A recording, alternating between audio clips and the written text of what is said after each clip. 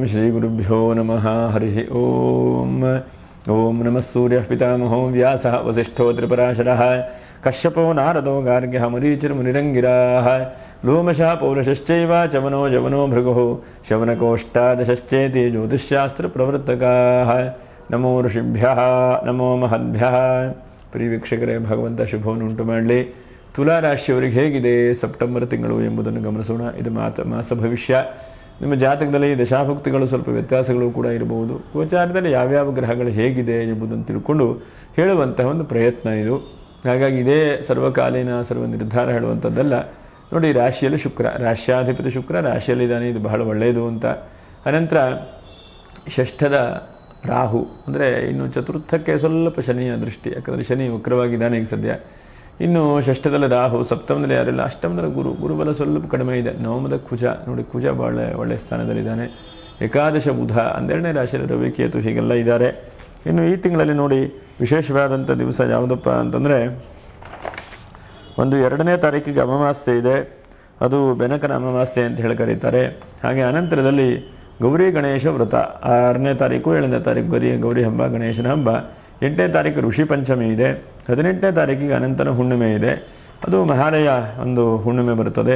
ಅದರ ಅನಂತರದಲ್ಲಿ ಮಹಾಲಯ ಪಕ್ಷ ಆರಂಭ, ಪಿತೃಪಕ್ಷದ ಆರಂಭ. ಅನಂತರದಲ್ಲಿ ಅದು 2ನೇ ತಾರೀಕಿನವರೆಗೂ ಕೂಡ, ಅಕ್ಟೋಬರ್ 2ರವರೆಗೂ ಕೂಡ ಮಹಾಲಯ ಅಮಾವಾಸ್ಯೆ. 2ನೇ ತಾರೀಕಿನವರೆಗೂ ಕೂಡ ಪಿತೃಪಕ್ಷ ಇರ್ತದೆ.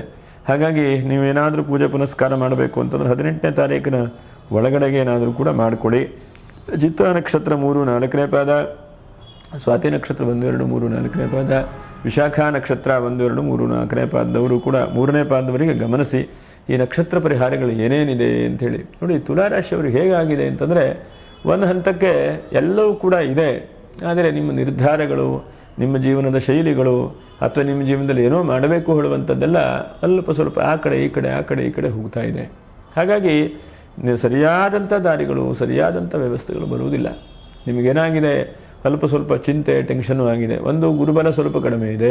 2ನೇದಾಗಿ ನೀವೇನೋ ಮಾಡ್ಲಿಕ್ಕೆ ಹೋಗ್ತೀರಿ ನಿಜ, ಆದರೆ ಅದು ಸಕ್ಸಸ್ಫುಲ್ ಆಗುತ್ತೋ ಇಲ್ಲೋ, ನಾಳೆಗೆ ಹೇಗಿರಬಹುದು ಅಂಥೇಳಿ ಯೋಚನೆ ಮಾಡೋದಿಲ್ಲ.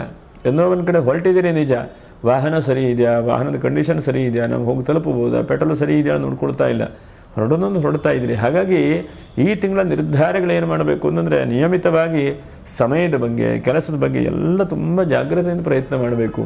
ಗುರುಬಲ ಬೇರೆ ನಿಮಗೆ ಇಲ್ಲದೇ ಇದ್ದದ್ರಿಂದ, ಮತ್ತು ರವಿ ಮತ್ತು ಕೇತು 12ನೇ ರಾಶಿಯಲ್ಲಿದ್ದಾರೆ. ಹಾಗಾಗಿ ಆತ್ಮಕಾರಕ ರವಿ 12ನೇ ರಾಶಿಯಲ್ಲಿದ್ದರೆ ಅಲ್ಪ ಸ್ವಲ್ಪ ಎಲ್ಲ ತೀರ್ಮಾನಗಳನ್ನು ನೋಡಿಕೊಂಡು ನಿಧಾನಾಗಿ ಹಾಗೆ ಕರೆಕ್ಟಾಗಿ ಆಗುವ ಹಾಗೆ ಪ್ರಯತ್ನ ಮಾಡಬೇಕು.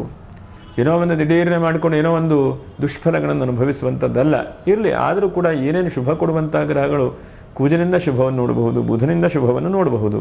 ಬುಧ ಮತ್ತು ಕುಜ 2 ಗ್ರಹಗಳನ್ನು ನಾವು ಗಮನಿಸ್ತಾ ಹೋದರೆ, 1ನೇದಾಗಿ ನಾವು ಗಮನಿಸುವಂಥದ್ದು ಏನಪ್ಪ ಅಂತಂದರೆ, ರಾಶ್ಯಾಧಿಪತಿ ಶುಕ್ರ ರಾಶಿಯಲ್ಲಿ ಕೂತ್ಕೊಂಡಿದ್ದಾನೆ. ಅದೇನೋ ಪರವಾಗಿಲ್ಲ, ಅವನೇನೋ ತೀರಾ ಸಪ್ತಮನ್ನು ನೋಡ್ತಾ ಇದ್ದಾನೆ. ಹಾಗಾಗಿ ಅವಿವಾಹಿತರಿಗೆ ಗುರುಬಲ ಇದ್ದಾಗ ಬಹಳ ಜನಕ್ಕೆ ಮದುವೆ ಆಗಲಿಲ್ಲ ನೋಡಿ. ಹಾಗಾಗಿ ಅವಿವಾಹಿತರಿಗೆ ಗುರುಬಲ ಇಲ್ಲದೇ ಇದ್ದಾಗ ಮದುವೆ ಆಗದೇ ಇದ್ದವರು ಸ್ವಲ್ಪ ವಿವಾಹಕ್ಕೆ ಸ್ವಲ್ಪ ಮೂವ್ ಆಗುವಂಥದ್ದು, ವಿವಾಹಕ್ಕೆ ಅವಕಾಶ ಸಿಗುವಂಥದ್ದು, ಮತ್ತು ವಧುವರರ ಹೊಂದಾಣಿಕೆ ಬರುವಂಥ ಚಾನ್ಸಸ್ ಜಾಸ್ತಿ ಆಗುತ್ತೆ. 2ನೇದಾಗಿ ಪಾರ್ಟ್ನರು ಯಾವುದೋ ಒಂದು ಬಿಸ್ನೆಸ್ಸು, ವ್ಯಾಪಾರ ವ್ಯವಹಾರ ಮಾಡುವಾಗ ಸಮಸ್ಯೆ ಆಗ್ತಾ ಇದ್ದರೆ ಅಂಥ ಪಾರ್ಟ್ನರಲ್ಲಿ ಹೊಂದಾಣಿಕೆ ಬರುವಂಥದ್ದು, ಕೆಲವೊಂದು ಕಡೆಗೆ ಅವಕಾಶಗಳು ಬರುವಂಥ ಚಾನ್ಸಸ್ ಕಾಣುತ್ತೆ. ಎಷ್ಟೋ ಸಲ ನಾವು ನೋಡ್ತಾ ಇರ್ತೇವೆ, ಬಿಸ್ನೆಸ್ ಮಾಡುವಾಗ, ವ್ಯಾಪಾರ ವ್ಯವಹಾರ ಮಾಡುವಾಗ ಒಬ್ಬರಿಗೆ ಸರಿಯಾದರೂ ಒಬ್ಬರಿಗೆ ಸರಿಯಾಗುವುದಿಲ್ಲ ಪಾರ್ಟ್ನರಲ್ಲಿ. ಆದರೆ ಈ ತಿಂಗಳಲ್ಲಿ ನಿಮಗೆ ಪಾರ್ಟ್ನರಲ್ಲಿ ಅನುಕೂಲ ಆಗುವಂಥದ್ದು, ಸಮಾಧಾನ ಆಗುವಂಥದ್ದು, ಎಲ್ಲೋ ಒಂದು ಕಡೆಗೆ ನಮಗೆ ಸಮಾಧಾನ, ನೆಮ್ಮದಿ ಸಿಗುವಂಥ ಚಾನ್ಸಸ್ ಕಾಣುತ್ತೆ. ಇದು ಬಹಳ ಉತ್ತಮವಾದದ್ದು ಅಂತೇಳಿ ಹೇಳಬಹುದು. ಹಾಗೆ ಅನಂತರದಲ್ಲಿ ದಾಂಪತ್ಯ ಜೀವನದಲ್ಲಿ ಬಹಳ ಜನಕ್ಕೆ ಮದುವೆಯಾಗಿ ಈಗ ಅನ್ಕ ಎಲ್ಲಿ ನೋಡರೂ ಡೈವರ್ಸು, ಎಲ್ಲಿ ನೋಡರೂ ಹೊಂದಾಣಿಕೆ ಬರುವುದಿಲ್ಲ. ಬರೀ ಅಲ್ಪ ಸಣ್ಣ ಪುಟ್ಟ ಸಮಸ್ಯೆಗೆ ಖಿನ್ನತೆಗಳಾಗ್ತಾ ಇದೆ. ಹಾಗಾಗಿ ಅಂತಹ ದಾಂಪತ್ಯದಲ್ಲಿ ಕಲಹ, ದಾಂಪತ್ಯದಲ್ಲಿ ಭಿನ್ನಾಭಿಪ್ರಾಯಗಳು ಏನೇನು ಬಂದಿದೆಯೋ ಅಂಥ ಭಿನ್ನಾಭಿಪ್ರಾಯಗಳು ಕೂಡ ಸ್ವಲ್ಪ ಸರಿಯಾಗಿ ಹೋಗುವಂಥ ಚಾನ್ಸಸ್ ಇದೆ. ಅಂದರೆ ಏನೋ ಒಂದು ಹೊಂದಾಣಿಕೆಗೆ ಯಾರೋ ಒಂದು ಮಧ್ಯವರ್ತಿಗಳು ನಿಂತ್ಕೊಂಡು ಆ ಪ್ರಾಬ್ಲಮನ್ನು ಸಾಲ್ವ್ ಮಾಡೋ ಪ್ರಯತ್ನ ಮಾಡ್ತಾರೆ. ಇದು ಬಹಳ ಶುಭವಾದಂಥ ಅಂತ ಹೇಳಬಹುದು. ಹಾಗೆ 5ನೇದಾಗಿ ಬಹಳ ಮುಖ್ಯವಾಗಿ ಗಮನಿಸುವಂಥದ್ದು ನೋಡಿ, ಗೌರ್ಮೆಂಟ್ ಲೋನ್ ಆಗದೇ ಇದ್ದರೂ ಕೂಡ ಯಾವುದೋ ಒಂದು ವ್ಯಕ್ತಿ ಬಂದು ನಿಮ್ಮ ಸಹಾಯ ಸಹಕಾರ ಮಾಡ್ತಾರೆ. ಅನಿರೀಕ್ಷಿತವಾಗಿ, ನಿಮ್ಮ ನಿರೀಕ್ಷೆ ಇರುವುದಿಲ್ಲ, ಇವರೇ ಸ್ವಲ್ಪ ಸಹಾಯ ಮಾಡ್ತಾರೆ ಅಂಥೇಳಿ. ಎಷ್ಟೋ ಸಲ ನಾವು ತುಂಬ ನಿರೀಕ್ಷೆ ಇಟ್ಕೊಳ್ತೇವೆ, ಇದು ಹೀಗಾಗತ್ತೆ ಅಂತೇಳಿ. ಅನಿರೀಕ್ಷೆ ಆಗುವುದಿಲ್ಲ. ಆದರೆ ಅನಿರೀಕ್ಷಿತವಾಗಿ ಯಾವುದೋ ಒಂದು ವ್ಯಕ್ತಿಯಿಂದ ಸಹಾಯ ಆಗುತ್ತೆ. ಅವರು ಹೊರಗಡೆಯವರಲ್ಲ, ನಿಮ್ಮ ರಿಲೇಷನ್ ಇರಬಹುದು, ಕುಟುಂಬದವರು ಇರಬಹುದು, ಅದು ಒಳ್ಳೆಯದು ಅಂತ ಹೇಳಬಹುದು. ಹಾಗೆ 7ನೇದಾಗಿ ಬಹಳ ಮುಖ್ಯವಾಗಿ ನಿಮ್ಮ ಒಳಗಡೆಗೆ ಎಷ್ಟು ಅಂತಃಶುದ್ಧಿ ಇದೆ ಅಂಥೇಳಿ ಭಗವಂತ ಪರೀಕ್ಷೆ ಮಾಡ್ತಾನೆ. ಯಾಕಂದರೆ ಕೆಲವೊಂದು ಕೆಲಸದಲ್ಲಿ ನಿಮಗೆ ತೊಂದರೆ ಆಗ್ತಾ ಇದೆ, ಎಲ್ಲೋ ಒಂದು ಕಡೆ ಜಾಗ ಜಮೀನು ತೆಗೆದುಕೊಂಡಿರಿ, ಕೃಷಿ ಮಾಡಬೇಕು ಅಂತ ಯೋಚನೆಗಳೆಲ್ಲ ಇದೆ, ಆ ಕೃಷಿಯೂ ಆಗ್ತಾ ಇಲ್ಲ, ಜಮೀನು ಆಗ್ತಾ ಇಲ್ಲ. ಇಂಥ ಸಮಯದಲ್ಲೆಲ್ಲ ಆ ದೈವಾನುಗ್ರಹ, ಭಗವಂತನ ಅನುಗ್ರಹದಿಂದ ಎಲ್ಲೋ ಒಂದು ಸಮಾಧಾನ ಆಗುವಂಥದ್ದಾಗುತ್ತೆ, ಎಲ್ಲೋ ಒಂದು ಕಡೆ ನೆಮ್ಮದಿ ಸಿಗುವ ಹಾಗಾಗುತ್ತೆ. ಇದು ಬಹಳ ಉತ್ತಮ ಅಂತ ಹೇಳಬಹುದು. ಹಾಗೆ 8ನೇದಾಗಿ ಕಾನೂನಿನ ತೊಡಕುಗಳು, ಇದು ಬಹಳ ಮುಖ್ಯವಾಗಿ ನೋಡಿ. ಎಷ್ಟೋ ಜನಕ್ಕೆ ತುಲಾರಾಶಿಯವರಿಗೆ ಬರೀ ಕೋರ್ಟು ಕಚೇರಿ ಇಂಥದ್ದೇ ಚಿಂತೆ ಆಗ್ತಾ ಇದೆ. ಹಾಗಾಗಿ ಅಂಥದ್ದು ಸ್ವಲ್ಪ ದೂರ ಆಗುವಂಥ ಸಾಧ್ಯತೆಗಳು. ನಿಮ್ಮ ಆರೋಗ್ಯದಲ್ಲಿ ಏನೋ ಸ್ವಲ್ಪ ಚೇತರಿಕೆ ಆಗೋದು, ನಿಮ್ಮ ಆರೋಗ್ಯದಲ್ಲಿ ಏನೋ ಒಂದು ವೃದ್ಧಿ ಆಗ್ತಾ ಇದೆ, ಏನೋ ಸಮಾಧಾನ ಆಗ್ತಾ ಇದೆ, ಏನೋ ಸಿಗ್ತಾ ಇದೆ ಅಂತೇಳಿ ನಿಮ್ಮ ಒಳಗೆ ಅನಿಸ್ತದೆ. ಹಾಗಾಗಿ ಇದು 10 ಬಹಳ ಒಂದು ಶುಭವಾದಂಥ ದಾರಿಗಳು ಆಗುವಂಥ ಚಾನ್ಸಸ್ ಇದೆ ಅಂತೇಳಿ ಹೇಳಬಹುದು. ಇನ್ನು ಜಾಗ್ರತೆಗಳು ಯಾವ್ಯಾವುದಪ್ಪ? 1ನೇದಾಗಿ ಯಾವುದೇ ಕೆಲಸ ಇದ್ದರೂ ಕೂಡ ಎಷ್ಟು ಸಾಧಕ ಎಷ್ಟು ಬಾಧಕ, ಎಷ್ಟು ಒಳ್ಳೆಯದು ಎಷ್ಟು ಕೆಟ್ಟದ್ದು ಅಂಥೇಳಿ ಯೋಚನೆ ಮಾಡಿಕೊಳ್ಳಿ. ಯಾಕಂದರೆ ಎಷ್ಟೋ ಸಲ ನಾವು ಆರಂಭ ಮಾಡುವಾಗ ಅದನ್ನು ಮಾಡಿಬಿಡ್ತೇವೆ, ಕೊನೆಗೆ ಅದನ್ನು ಮುಟ್ಟಿಸ್ಲಿಕ್ಕೆ ಆಗೋದಿಲ್ಲ ನಮ್ಮ ಕೈಯಲ್ಲಿ, ಅರ್ಧಂಬರ್ಧ ಬಿಡುವಂಥ ಸಾಧ್ಯತೆಗಳಾಗುತ್ತೆ. ಹಾಗಾಗಿ ಲಾಭ ನಷ್ಟಗಳನ್ನು ನೋಡಿಕೊಂಡು ಕೆಲಸ ತೆಗೆದುಕೊಳ್ಳಿ ಅಂತೇಳಿ ಹೇಳ್ತೇನೆ. 2ನೇದಾಗಿ ನಿಮ್ಮ ಕೈಯಲ್ಲಿ ಅದಕ್ಕೆ ಮಾಡಲಿಕ್ಕೆ ಅವಕಾಶಗಳು, ಯೋಗ್ಯತೆ, ಯೋಗ ಎಲ್ಲ ಇದೆಯಾ ಅಂತೇಳಿ ನೋಡ್ಕೊಳ್ಳಿ. ಸುಮ್ಮನೆ ಎಲ್ಲದೂ ನಾನು ಮಾಡ್ತೇನೆ ಅಂಥೇಳಿ ಯೋಚನೆ ಮಾಡುವಂಥದ್ದಲ್ಲ, ತುಂಬ ಸೂಕ್ಷ್ಮವಾಗಿ ಗಮನಿಸ್ಕೊಳ್ಬೇಕು. ಯಾಕಂದರೆ ಇವತ್ತಿದೆ, ಇನ್ನು 5 ವರ್ಷಕ್ಕೆ ಏನಾಗ್ಬೋದು, 10 ವರ್ಷಕ್ಕೆ ಏನು ಮಾಡಲಿಕ್ಕೆ ಸಾಧ್ಯ ಆಗ್ಬೋದಾ ಅಂತ ನೋಡ್ಕೊಳ್ಬೇಕು. ಹಾಗೆ 3ನೇದಾಗಿ ಬಹಳ ಮುಖ್ಯವಾಗಿ ನಿಮ್ಮ ವೈಯಕ್ತಿಕವಾದಂತಹ ಏನು ಕುಟುಂಬದ ಬಗ್ಗೆ ತುಂಬ ಸೂಕ್ಷ್ಮವಾಗಿ ಗಮನಿಸ್ಕೊಂಡು ತೀರ್ಮಾನ ತೆಗೆದುಕೊಳ್ಳಿ. ಹಾಗೆ 4ನೇದಾಗಿ ಮಕ್ಕಳ ವಿಷಯದಲ್ಲಿ ಬಹಳ ತರಿಸ್ಕೊಡ್ತಾ ಇದ್ದೀರಿ, ಮಕ್ಕಳಿಗೇನೋ ತೊಂದರೆ ಆಗ್ತಾ ಇದೆ, ಸ್ಕೂಲೇನೇನೋ ಸಮಸ್ಯೆ ಆಗ್ತಾ ಇದೆ, ಎಲ್ಲದಕ್ಕೂ ತಲೆ ಕೆಡಿಸ್ಕೊಳ್ಳಿಕ್ಕೂ ಕೂಡ ಆಗುವುದಿಲ್ಲ ನೀವು. ಹಾಗಾಗಿ ಬಹಳ ಸೂಕ್ಷ್ಮತೆಯನ್ನು ಗಮನಿಸ್ಕೊಳ್ಬೇಕು. 5ನೇದಾಗಿ ಸ್ವಲ್ಪ ನೀರನ್ನು ಕುಡಿಯುವಂಥದ್ದು, ಆಹಾರ ಸೇವನೆ ಮಾಡುವಂಥ ವಿಷಯದಲ್ಲಿ ತುಂಬ ಜಾಗ್ರತೆ ಅಂತ ಹೇಳ್ತಾನೆ. ಇದಿಷ್ಟು ನೀವು ಸ್ವಲ್ಪ ಜಾಗ್ರತೆ ವಹಿಸ್ಕೊಳ್ಳಿ. ಇನ್ನು 6, 7, 8 ಹಾಗೆ 13ನೇ ತಾರೀಕು ಇದಿಷ್ಟು ಶುಭವಾದಂಥ ದಿವಸಗಳು. ಈ ದಿವಸದಲ್ಲಿ ಏನಾದರೂ ಪೂಜೆ ಪುನಸ್ಕಾರ, ದೇವತೆ ಆರಾಧನೆ ಏನಾದರೂ ಒಂದು ಮಾಡಿಕೊಳ್ಳಿ, ನಿಮಗೆ ಸ್ವಲ್ಪ ಭಗವಂತನ ಅನುಗ್ರಹದಿಂದ ಎಲ್ಲರೂ ಶುಭ ಆಗುವಂಥ ಸಾಧ್ಯತೆಗಳು ಕಾಣಿಸ್ತದೆ.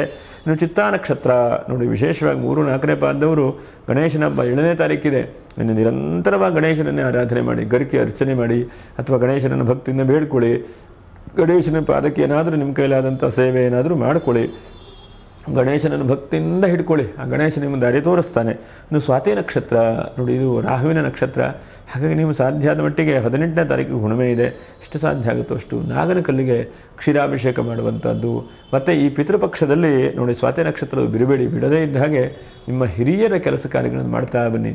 ಅಂದರೆ ಪಿತೃದೇವತಾ ಅನುಗ್ರಹ ಆಗಬೇಕು ಅಂತಂದರೆ ಪಿತೃಪಕ್ಷದಲ್ಲಿ ವಿಶೇಷವಾದಂಥ ಪೂಜೆ ಪುನಸ್ಕಾರ, ದೇವತಾ ಆರಾಧನೆ ಮಾಡಬೇಕು. ಇದು ಸ್ವಾತಿ ನಕ್ಷತ್ರ ಮರೆಯದೇ ಮಾಡಿ. ವಿಶಾಖ ನಕ್ಷತ್ರ 1, 2, 3ನೇ ಪಾದ ನೀವು ಎಷ್ಟು ಸಾಧ್ಯ ಆಗುತ್ತೋ ಅಷ್ಟು ನೀವು ಹುಣ್ಣಿಮೆ ದಿವಸನೇ 18ನೇ ತಾರೀಕಿದೆ, ಆ ದಿವಸ ನೀವು ಎಷ್ಟು ಸಾಧ್ಯ ಆಗುತ್ತೋ ತುಪ್ಪದ ದೀಪವನ್ನು ಹಚ್ಚಿ, ದೇವರ ಎಡಭಾಗ ಬಲಭಾಗ 2 ಭಾಗದಲ್ಲಿ ತುಪ್ಪದ ದೀಪ ಹಚ್ಕೊಂಡು ಪ್ರಾರ್ಥನೆ ಮಾಡಿಕೊಳ್ಳಿ. ವಿಶಾಖ ನಕ್ಷತ್ರ ನಂದು ನನಗೆ ಕಷ್ಟಗಳೆಲ್ಲ ಪರಿಹಾರ ಆಗಲಿ. ಉದಾಹರಣೆಗೆ ನಿಮ್ಮ ಮಕ್ಕಳಿಗಿರಬಹುದು ಅಥವಾ ತಂದೆ ತಾಯಿ ಇರಬಹುದು, ಯಾರು ಮಾಡಿದರೂ ಆಗ್ತದೆ. ವಿಶಾಖ ನಕ್ಷತ್ರದವರ ಸಂಬಂಧ ಇದ್ದವರು ಯಾರು ಮಾಡಿದರೂ ಆಗುತ್ತೆ. ಅವರು ಮಾಡಿಕೊಂಡು ಭಕ್ತಿಯಿಂದ ತುಪ್ಪದ ದೀಪ ಹಚ್ಕೊಂಡು ಆ ಭಗವಂತನನ್ನು ಬೇಡ್ಕೊಳ್ಳಿ. ನಿಮಗೆಲ್ಲ ಒಳ್ಳೇದು ಮಾಡಪ್ಪ, ದೀಪದ ಸ್ವರೂಪದಿಂದ ತೇಜಸ್ಸನ್ನು ಕೊಡು, ಶಕ್ತಿಯನ್ನು ಕೊಡು, ನಮ್ಮೆಲ್ಲ ಕಷ್ಟಗಳೆಲ್ಲ ಪರಿಹಾರ ಆಗಲಿ ಅಂಥೇಳಿ ಆ ದೀಪರಾಜನಲ್ಲಿ ಭಕ್ತಿಯಿಂದ ಪ್ರಾರ್ಥನೆ ನಮಸ್ಕಾರಗಳನ್ನು ಮಾಡ್ಕೊಳ್ಳಿ. ಅದರಿಂದ ವಿಶಾಖ ನಕ್ಷತ್ರದಲ್ಲಿ ಸ್ವಲ್ಪ ಕಂಟಕಗಳು ಸಮಸ್ಯೆಗಳು ಪರಿಹಾರ ಆಗ್ತದೆ. ಯಾಕಂದರೆ ದುಡ್ಡು ಕೊಟ್ಟು ಕಳ್ಕೊಳ್ಳುವಂಥದ್ದು, ಚಿಂತೆ ಮಾಡುವಂಥದ್ದು, ಯಾವುದೋ ಒಬ್ಬರಿಗೆ ಒಳ್ಳೇದು ಮಾಡಲಿಕ್ಕೆ ಹೋಗಿ ನೀವು ಸಿಕ್ಕಾಕೊಳ್ಳುವಂಥದ್ದು, ಹೀಗೆಲ್ಲ ನೀವು ಮಾಡ್ಕೊಳ್ತಾ ಇದ್ರು ವಿಶಾಖ ನಕ್ಷತ್ರದವರು. ತುಂಬ ಜಾಗ್ರತೆ ಪುನಃ ವಹಿಸ್ಕೊಳ್ಳಿ ಅಂತ ಹೇಳ್ತಾ, ಯಾರು ಸಬ್ಸ್ಕ್ರೈಬ್ ಮಾಡಿಲ್ಲ ಅಂತವರು ಸಬ್ಸ್ಕ್ರೈಬ್ ಮಾಡಿ, ಒಂದು ಲೈಕನ್ನು ಮಾಡಿ, ಶೇರನ್ನು ಮಾಡಿ ಅಂತ ಹೇಳ್ತಾ ಮುಂದಿನ ವಿಡಿಯೋದಲ್ಲಿ ಭೇಟಿ ಮಾಡೋಣ. ನಮಸ್ಕಾರ. ಲೋಕಾ ಸಮಸ್ತ ಸುಖಿನೋ ಭವಂತು. ನಮಸ್ಕಾರ.